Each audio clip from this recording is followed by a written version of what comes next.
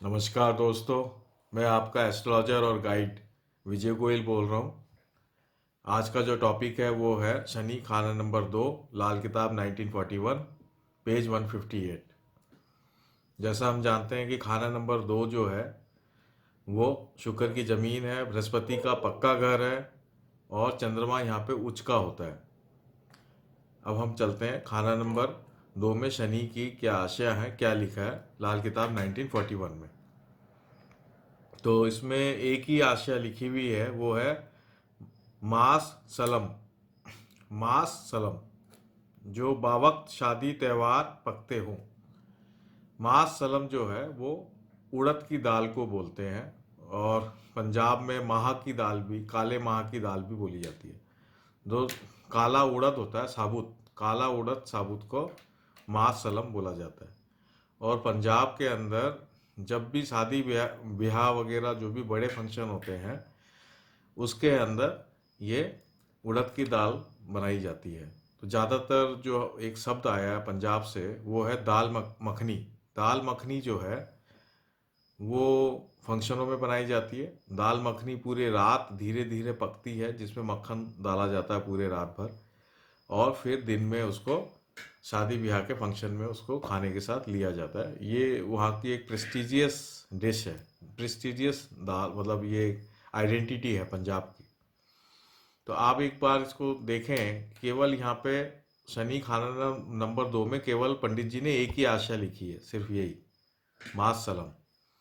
तो और इसको आप थोड़ा सा समझने की कोशिश करें कि काला उड़द जो है वो शनि है, और जब इसको हम पकाते हैं तो खाना नंबर 8 जो है भट्टी है, वो मंगल बत का जमीन है और शनि का हेडक्वार्टर है।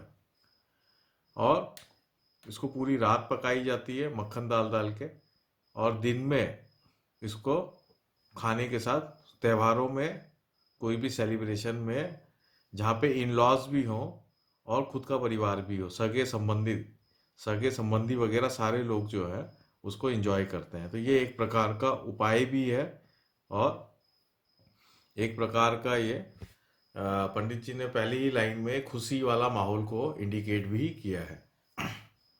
आगे चलते हैं। शनि होवे जब दूजे बैठा, गुरु का हो दरबार, वक्त नसीबा अपना अच्छा, अज ता वक्त मुख्तार। यानी शनि जब दूसरे घर में बैठा है, वो गुरु के दरबार में बैठा हुआ है। ये गुरु का पक्का घर है, बृहस्पति का ये पक्का घर है खाना नंबर 2, उसके दरबार में बैठा हुआ है। तो यहाँ पे वक्त नसीबा अच्छा हुआ है, यानी कि उसका नसीब अच्छा है, वक्त अच्छा है। नसीब बृहस्पति का ही आशय है, तो वो अच्छा है।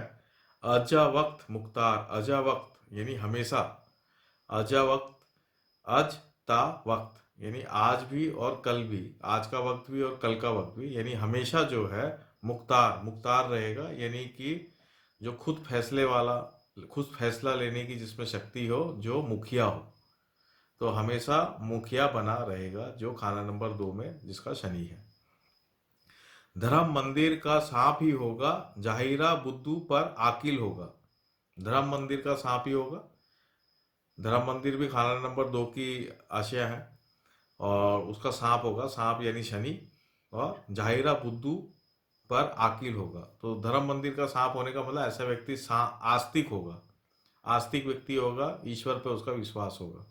जाहिरा बुद्धू पर आकिल होगा, यानी जाहिरा बुद्धू का मतलब दिखने में वो बुद्धू लगेगा, दिखने में वो बेवकूफ़ लगेगा।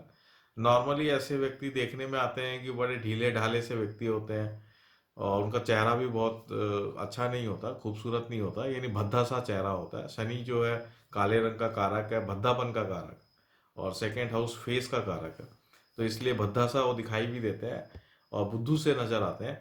लेकिन जाहिरा बुद्धू पर आकिल होगा, यानी आकिल का मतलब इंटेलिजेंट होगा, समझदार होगा, चीज़ों को फौरन समझने वाला होगा। तो दिखने में चाहे वो बुद्धू हो, लेकिन बहुत बुद्धिमान व्यक्ति होगा, अंदर से बहुत बुद्धिमान व्यक्ति होगा। गर ना होगा, जालिम ना होगा, अदल रहम इंसाफ ही होगा।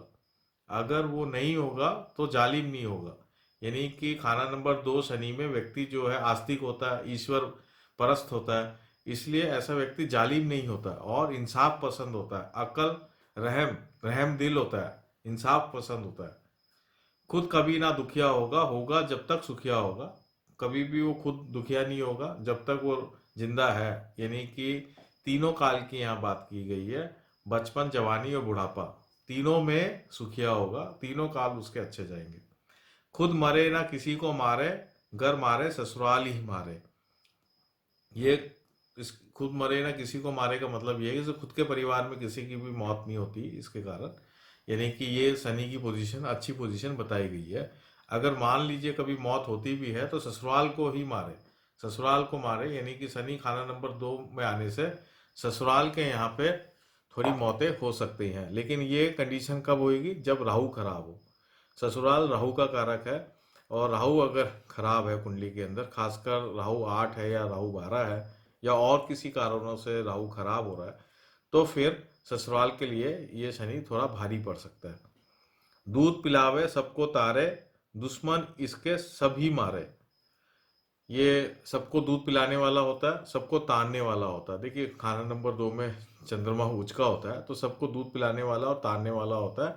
दुश्मन इसके सभी मारे, दुश्मन अपने आप ही मर जाते हैं। तो ये एक उपाय भी है कि ऐसे व्यक्ति को दूध पिलाते रहना चाहिए। जो भी व्यक्ति आता है उसके परिवार में, उसको दूध पिलाते रहना चाहिए। और कोई भी जो फंक्शन होता है घर में जिसमें इन लॉज भी इनवाइटेड है, ऐसा कोई भी फंक्शन, बड़ा फंक्शन जिसमें इन लॉज भी इनवाइटेड है, वहाँ पे दाल मखनी बनाना जरूरी है। वो भी बहुत फायदेमंद है, बहुत अच्छा उपाय है।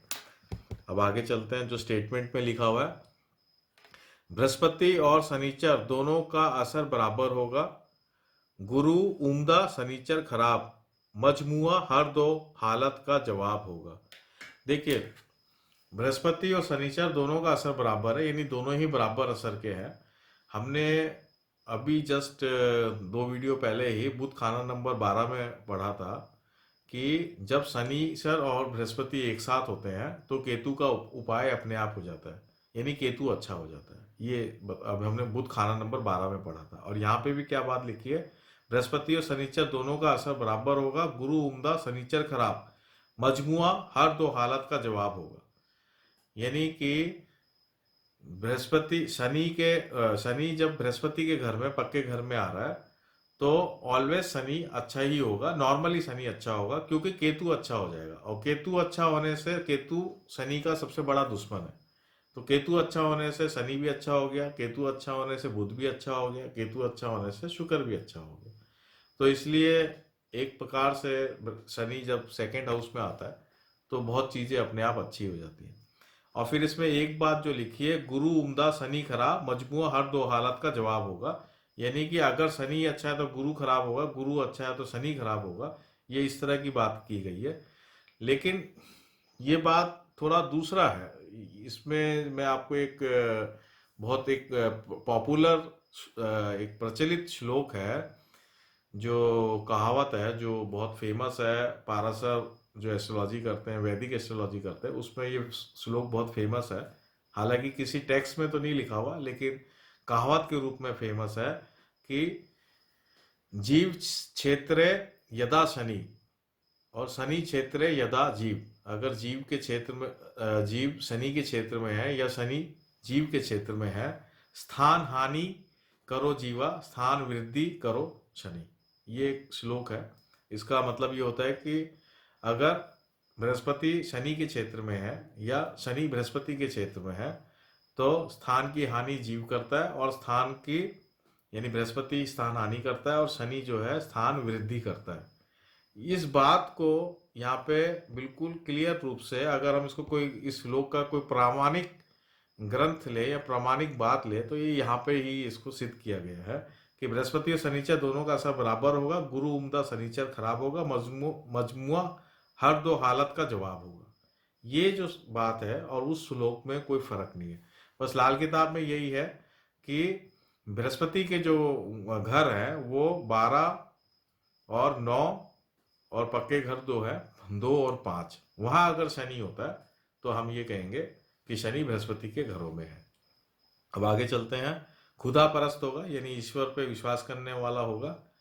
हस्ब हैसियत गुजरान होती रहे, हस्ब हस्ब हैसियत गुजरान होती रहे, यानी कि जीवन जो है चलता रहेगा।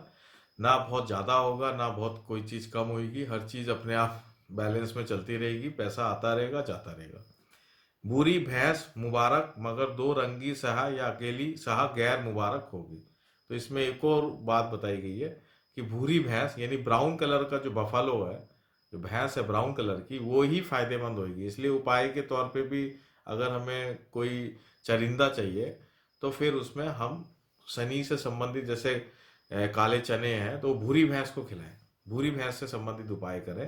काली भैंस बिल्कुल फायदेमंद नहीं रहेगी, दो रंगी यानी कि काला और सफ़ेद, कई बार दो रंग की भैंस भी आती है, तो वो भी फायदेमंद नहीं रहेगी, वो गैर मुबारक होगी, वो उपाय में आप यूज़ नहीं करें, ये बात यहाँ पे बताई गई है। तो ये खाना नंबर 2 जो है लाल किताब 1941 यहीं पर ही ये कंप्लीट होता है और मैं इसको यहीं पर ही विराम देता हूँ। ये जो लाल किताब 1941 पे जो मैं कमेंट्री दे रहा हूँ, उम्मीद है कि आप सबको ये बहुत ही पसंद आ रहे होंगे।